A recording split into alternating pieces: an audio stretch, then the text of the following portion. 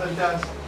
La verdad que es lo más interesante que escuché en todo el congreso entre ayer y hoy, después de escuchar tantas cosas, esto es algo individual, esto es yo cambiando, yo ya cambio el mundo y qué sé yo. Y es algo que a mí me molesta muchísimo porque el mundo no va a cambiar con actitudes individualistas. O sea, lo social es mucho más que la suma de individualidades.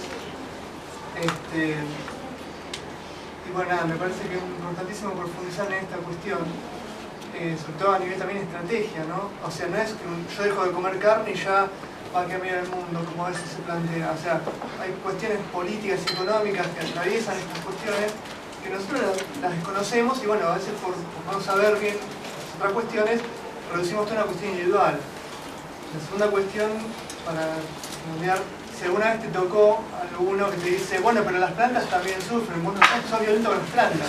¿Qué respondes en un caso así? Buenísimo. No violentamente, por supuesto. Sí, es difícil en ese caso. Bueno, primero, con respecto a lo primero que decías, te agradezco muchísimo, no sé si merezco tal halago, pero te lo agradezco mucho.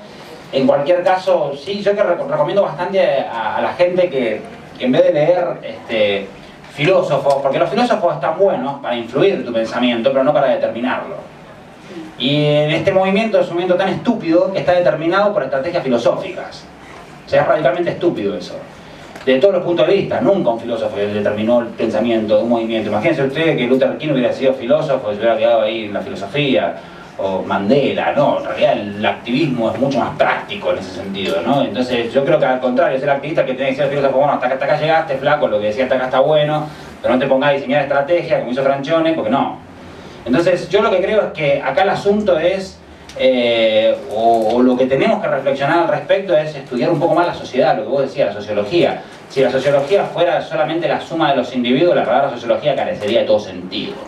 Entonces yo les recomiendo, por ejemplo, leer algo sobre sociología. Hay un autor que se llama David Niebert, se los recomiendo pero profundamente. Este autor es un tipo que, él dice que el especismo no es la causa de la explotación animal, sino la consecuencia, y esto tiene mucho que ver con el pensamiento de Marx cuando hablaba de la infraestructura, estructura y superestructura. Dice que justamente los elementos culturales son consecuencia de un principio físico. Bueno, está buenísimo, como lo plantea Niebert.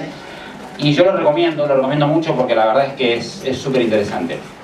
Y luego también Emil Durkheim tiene mucho pensamiento de explicar la sociología como un ente más allá de la suma de los individuos y está bueno. Yo recomiendo mucho a la gente del movimiento que lea sobre sociología, no sobre filosofía. Excepto que te quieras dedicar a la filosofía, pero te quieres dedicar a la actividad.